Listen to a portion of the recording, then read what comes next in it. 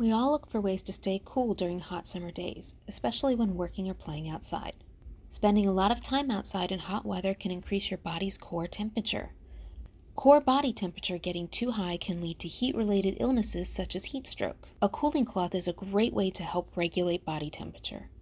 Applying a cooling cloth to the wrist, neck, chest, and temple can quickly lower body temperature and help you feel cooler. To be most effective, cooling cloths should be used in combination with drinking enough water, taking preventative cool-down breaks, and having access to shaded areas.